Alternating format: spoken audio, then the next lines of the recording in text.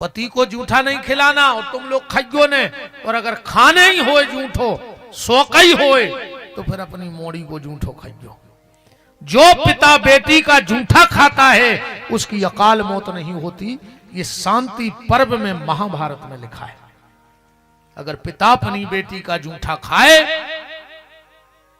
और बेटी को जब भी रोटी खाओ तो अपने पापा को खिला दिया करो एक और। अगर उसके जीवन में कोई अल्पायु का योग कुंडली में होगा तो वो दूर हो जाएगा। तो कला नाम की जो ब्राह्मण की पत्नी थी, ये पति के पहले भोजन कर लेवे, कभी भगवान को भोग ना लगाए, घर में कोई अशुद्धि ना रखे। ब्राह्मण बड़ा परेशान। अच्छा, जो ब्राह्मण का है वो उल्टो ही करे, और जो बा करे माने जो पंडित जी के में किया सो नहीं करने वो करने। कैसे तो इनको नाव खतरनाक है एक दद्दा औरत, इनको और भराव है। औरत गरे खो दो औरत। महंत जी हम तो कथा कर रहे थे हीरा सिंह ने कही थी रात में, जो कछुए बुराई तो इनसे। महंत जी कह रहे थे महाराज जी हमसे तुम तीखे बोला ही नहीं रहे। हमने कहा भारत चरित्र में का तीखे बोले सो? हमने कहा बीच बीच में बोल, अब आप जान लो, हम तो बच्चे कथा कथा सुना रहे थे। एक दिन वो ब्राह्मण मंदिर के दरवाजे बैठ के रो रहा था, तो उसका एक मित्र आ गया। कहा पंडित जी रो रहे हो? अरे बोले का करें, बड़े परेशान हैं। क्यों? बोले हम पत्नी से जो कहते वो उल्टा करती है। मित्र बोलो हम बताएं दे रहे उपाय, तुम्हें जो करवाना हो वो उल्टो करने लगो। जब बात तुम्हारी बात नहीं माने तुम उल्टे बतियान लगो। इन्हें कहीं देखा थे तो कल बैठा बैठा बोला कि सुनो, ये बार हमारे पिताजी की श्राद्ध है और हम कर रहे हैं। हरी बात कहने लगी तुम्हें कर्मों को बाप की श्राद्ध न करो, तुम काज तो उल्टो कर। कहने लगी हमारे ससुरिया हैं हम तो कर रहे हैं। तो जो बोलो कि एक पंडित जी से ज्यादा दूसरों न्योतियों ने, जब बोली कितने कंजूस हो, हम तो सोच रहे पूरे अच्छी श्राद्ध हो गई, ब्राह्मण चले गए, इन्हें पूरे दिन उल्टो उल्टो करवा लो। शाम को जो भूल गओ, जो बोलो सुनो आज तो हमारी आत्मा जिंदगी में पहली बेर खुश भई है। अब जो ये पिंडा परे हैं अपन ने श्राद्ध करी है, जे पिंडा को पवित्र जगह में डाले आओ। बात उल्टो करती जा गई सो नाली में फेंक आई। ऐसा वो तो जो पति के तो वो नहीं करने। इसने पूछा पिंड कहां फेंक दिए? बोले नाली में। आंखों में आंसू आ गए कि अरे राम राम राम। ये नाली में गया, पिंडा निकाले, प्रायश्चित किया, बहते जल में घुमाया। मित्र से बोलो कि यार आज तो अति कर दियो ने हमारे संग, अब क्या करें? अब हम दूसरी शादी करेंगे। पंडित जी ने दूसरी शादी कर ली और इसको ले गए। यमराज ने कहा पूछो इसने क्या पुण्य सत्कर्म किए हैं? बोले ने कोई पुण्य सत्कर्म नहीं करे, पति को दुख देवे के अलावा। पति के पहले भोजन किया और ये जानबूझ के अपनो जूठो पति को खुआती। यमराज बोले इसके पहले जन्म इसको सुंगरिया को दे दे, अब ये भिष्टा खाएगी। इसने अपना झूठा पति को खिलाया है। ध्यान से सुना जिज्जू।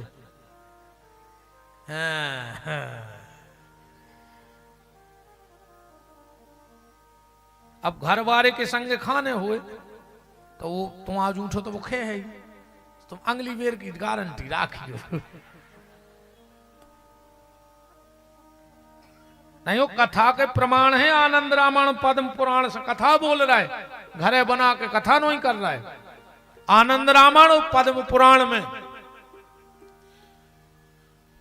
बोले जब इसका ये पाप खत्म हो जाए, बोले फिर इसके लिए कुतिया बनाना। क्यों? क्योंकि ये पति को उत्तर देती थी। जो कहां से आ गई?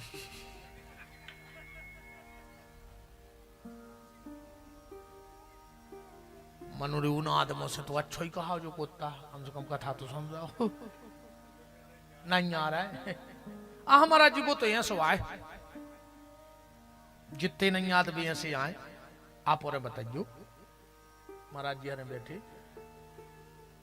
बहुत बड़े आदमी के घर है, ब्याह भाव हो एक महिला को, लड़की ओ की कटी हुई थी, नाक ने हुए। अब बतवारा पति के ब्याह जाए, अब वो को पति करोड़ों खर्च करा थे, और वो एक आध दिन अपनी पत्नी से कहे कि चलो सोने की दुकान से तुम्हें गहने लुआ दें। अब बताओ नकटी काले होते से कितनों बड़ो घर बारो हो, कितना बड़ी दुकान में चली जाए तो नकदी के काम के सोने की दुकान है क्या? बताओ। अच्छा कोई काम की नहीं है।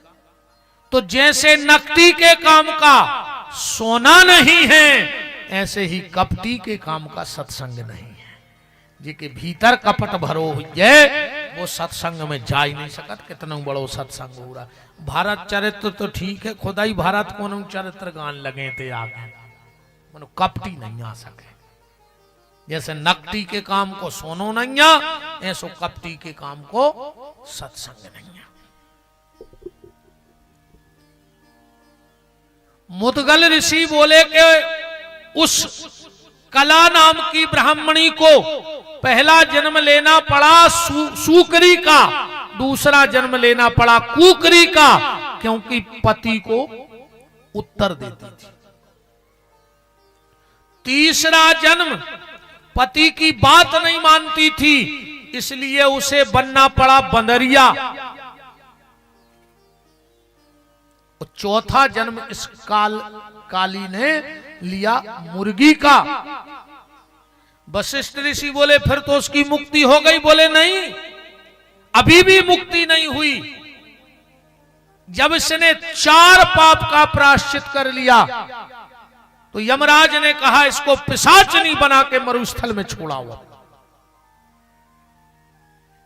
तो जब पिशाचनी बन के मरुस्थल में देखो तो देखो जो मिल रहा हो वो कर्मों ही को मिल रहा हो। ध्यान से सुनियो,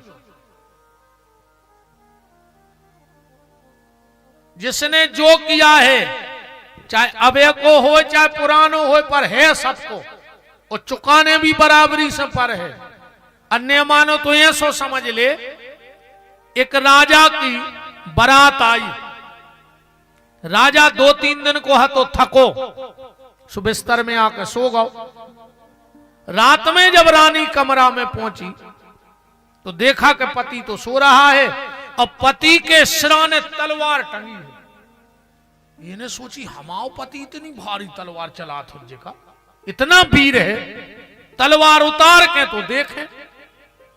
अब ऐसो पति सो रहा, सिराई पे टंगी तलवार, तलवार हती बजंदार। जैसे ही इन्हें वह तलवार उठाई और हाथ से छूट गई, छूटी सो राजा के जा परी, सो सोता ही में गर्दन अलग। अब रानी ने सोची बताओ आ जाए ब्याह भाव, जो तो गड़बड़ होगा। पर रानी बैठी रही रात भर के, मर तो गए हो। सुबह सुबह वहां का नियम था कि राजमहल के सामने राज मंदिर था और पंडित जी ठाकुर जी की आरती उतार के, आरती प्रसाद लेके राजा को देवे जाते रोज। पुजारी जी बड़े प्रसन्न हैं कि आज हमारे राजकुमार को ब्याह भाव, नई महारानी आई है, आज जब हम प्रसाद लेके गए हैं तो न जाने महारानी हमें भेंट में क्या देगी। जैसे ही कुंडी खटखटाई, रानी जो नई बहू आई तो उन्हें दरवाजो खोलो और जो पंडित जी भीतर आए और जब चिल्लाने लगी बचाओ बचाओ बचाओ। चारों ही तरफ से सेवक दौड़ पड़े। क्या हुआ? बोले जी पंडित जी प्रसाद देवे आए थे, ये हमारी सुंदरता को देखकर इन्होंने मेरा हाथ पकड़ लिया। हमने कहा हम राजा को जगाएंगे तो इन्होंने सोते हुए मेरे पति पे वार कर दिया, वो गर्दन कट गई। पंडित जी तो घबरा गए कि बताओ जो का भाव, ये क्या हुआ, हमने क्या गलती की। राजा ने इनको देश निकाला दे दिया। अब पंडित जी के मन में एक ही ठनी के मैंने पूरी जिंदगी गड़ुड़ जी हलाए, 4 बजे सपरो, कबहू कोनो नारी पे गलत दृष्टि नहीं डाली, और हमारे संगे जो काय भाव सुन पता लगो कि फला फला गांव में एक बहुत विद्वान आचार्य हैं, वे सब जानत हैं, सब भैया जी खून लगी हो वो तो वो जाना। सो ढूंढत ढूंढत पंडित जी तो पहुंच गए। पुजारी जी तो का देख रहे हैं कि पंडिताइन ने डंका फेंको सो जाके वो महाराज खपरिया में घलो जो पत्रा देखा थे। मैं बाहर न करके आए, पुजारी तो सब सुना ही रहा हो, तो के लगो और सुनाओ, काय खो आए वो, के लगो हम आई छोड़ो, अब तो तुम आई सुनाओ। हम तो भूल गए कि हम काय खो आए थे, बताओ तुम अब इतनो नाव है, अब तुम्हारी घर वाई तुम्हें मार रही। वे बोले सुनो वो मैंने पढ़ो, वो हमारा रोज को काम आए, वहां में मुंह चलाऊ तो रोज तुम तो तुम्हारी, हाँ बोले हमारी बाद में बताए, अब तुम्हारी बताओ। पंडित जी बोले ने पूछो, बोले नहीं बताओ। तो कहने लगे सुन ले, हमारी घरवाली आए पहले जन्म की गदज्जा, और हम यहाँ पहले जन्म के कौवा। गदा की पीठ लग जाती, मांस न कर यार।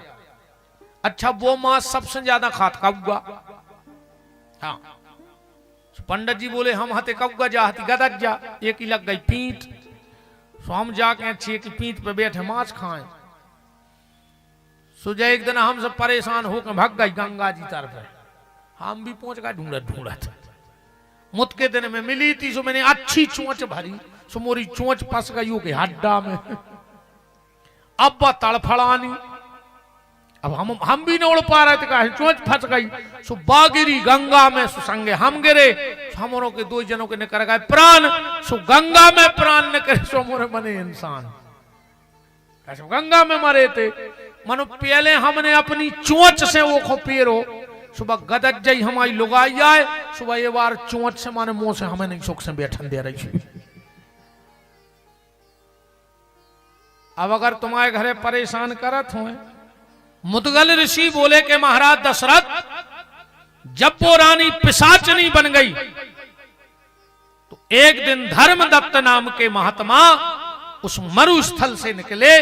ये पिशाचनी भयंकर बिना वस्त्रों की जब धर्मदत्त ऋषि को खाने के लिए दौड़े, तो धर्मदत्त ऋषि को जब कच्छू ने आओ समझ में, सो कमंडल में तुलसी दल और जल धरो, तो सोने ये सो जल्दी में के पानी मार के भगा दें।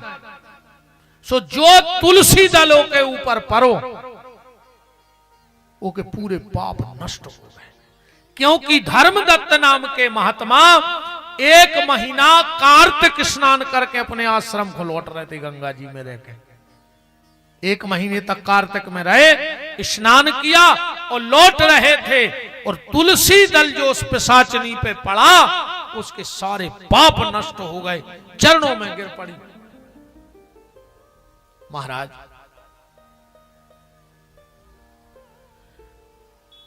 आपके इस तुलसी दल से मेरे कई जन्मों के पापों का अंत हो गया। अब मेरे लिए कोई सदुपयोग बात बताओ, किस पुण्य के कारण मेरे पाप नष्ट हुए? बोले तुलसी की सेवा, गंगा जी में स्नान और कार्तिक में दीपदान से। पिशाचनी बोली कि अब हम जिंदगी भर दीपदान कर हैं, जिंदगी भर तुलसी की सेवा कर हैं और जिंदगी भर ब्रह्म मुहूर्त में स्नान कर हैं। 3 काम उसने आखिरी सांस तक किए। मुदगल ऋषि बोले कि उसी पुण्य के प्रभाव से ये तुम्हारी पत्नी कैकई बन करके आई है। एक चर्चा और सुन लो, आज 5-10 मिनट अपन ज्यादा चल हैं। कैकई के जन्म की एक राजा की भाई शादी, तो पहले 3 दिन की बारात जाती, सियानों पता हुई है। एक जगह पड़ाव लग गया, सब रुक गए। उसी समय भगवान में और लक्ष्मी में एक विवाद छिड़ गया। कौन सा विवाद? लक्ष्मी बोली प्रभु दुनिया के जितने रिश्ते हैं उन सब में स्वार्थ है।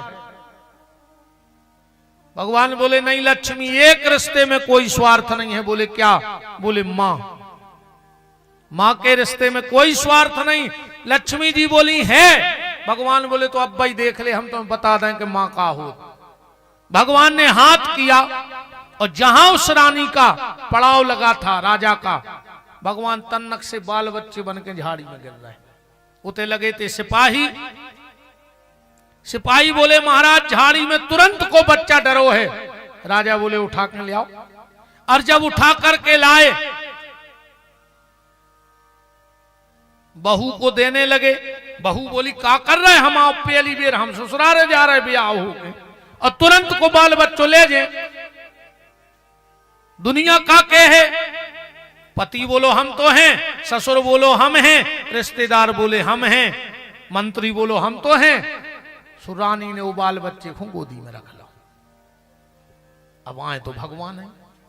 और जो रानी ने वो बच्चा को देखो, वो भगवान ने जो मुस्कान मारी, आज रानी के शरीर से दूध बहने लगा।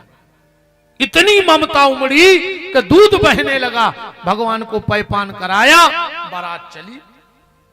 और जैसे ही सास मोचाने को आई और बहू की ओली में तुरंत को बाल बच्चों देखो, जो कर्नाटक है, तुरंत को बाल बच्चों लाए। पति बोलो नहीं मां, हमारे सामने झाड़ी में से उठाओ है। पति बोला नहीं मैं था।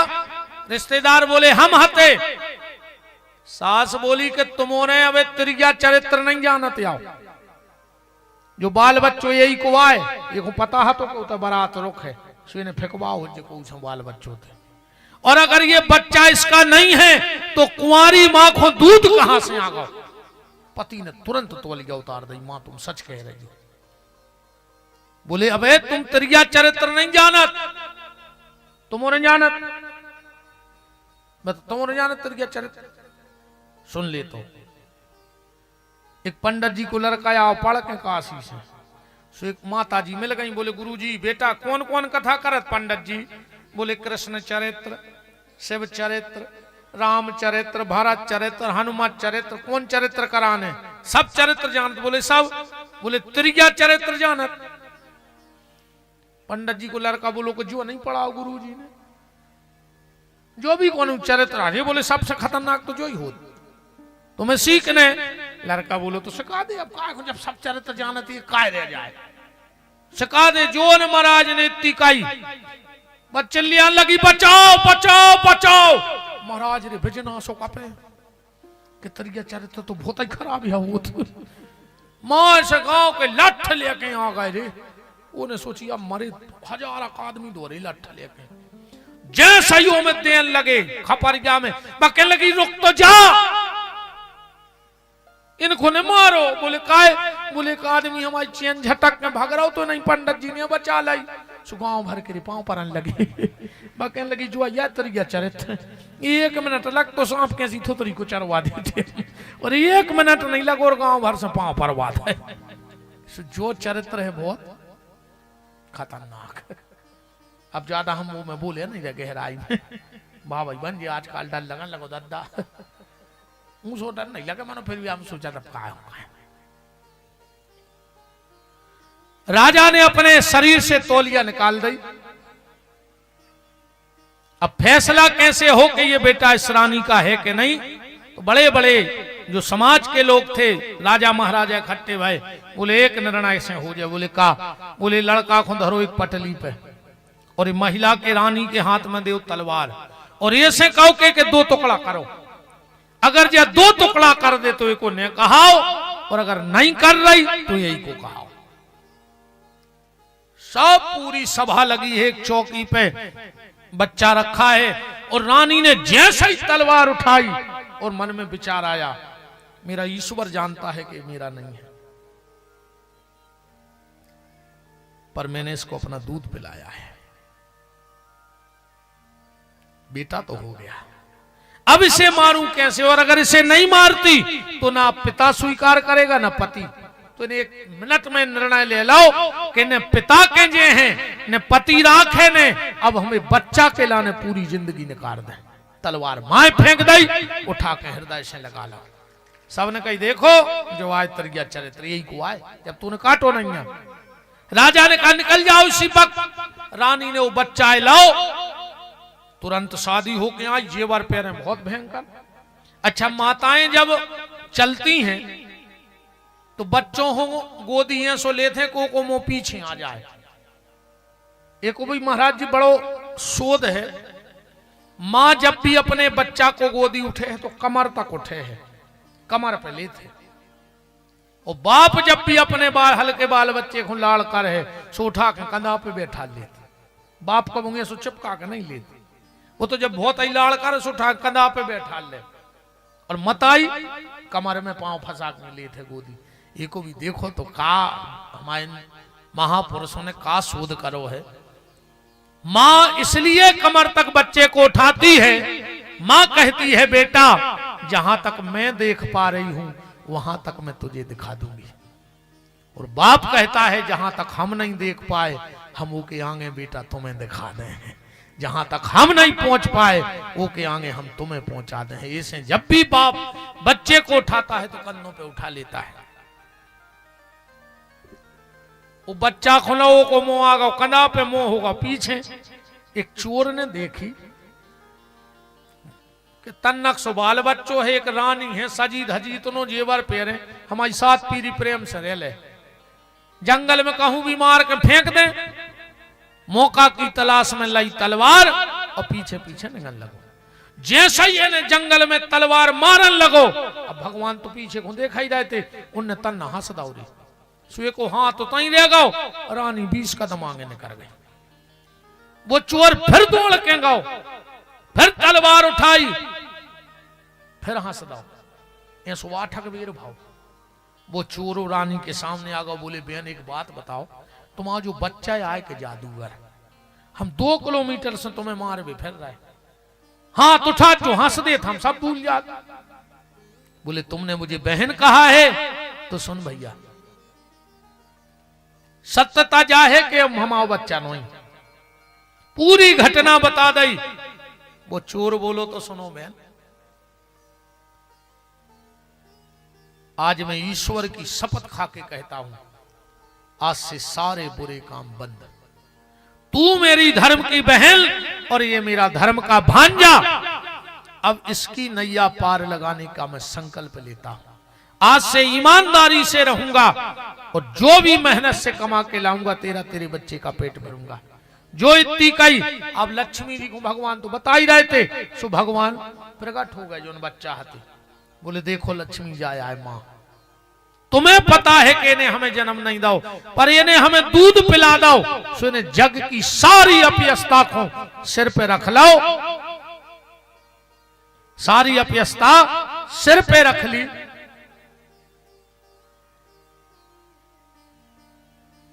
महाराज रानी बोली काय प्रभु, तुमने तो अपनी पत्नी को समझा दे कि मां का हो, पर हमें तो तुमने कहूं कि नहीं छोड़े।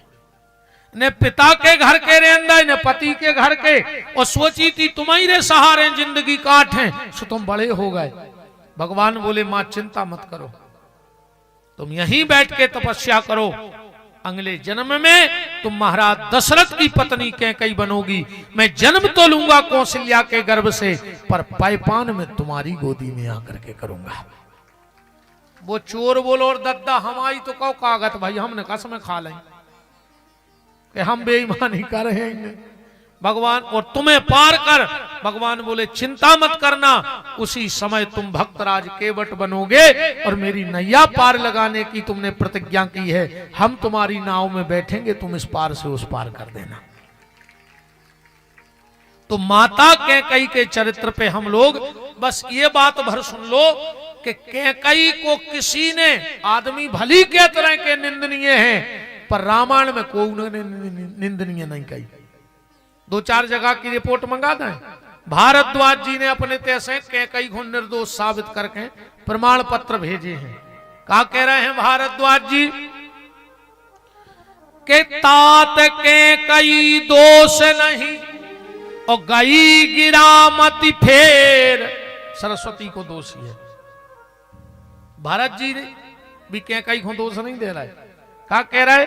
मोहिन मात कर तब कर सोचू, और नहीं दुख जग जिए जानहु पोचू।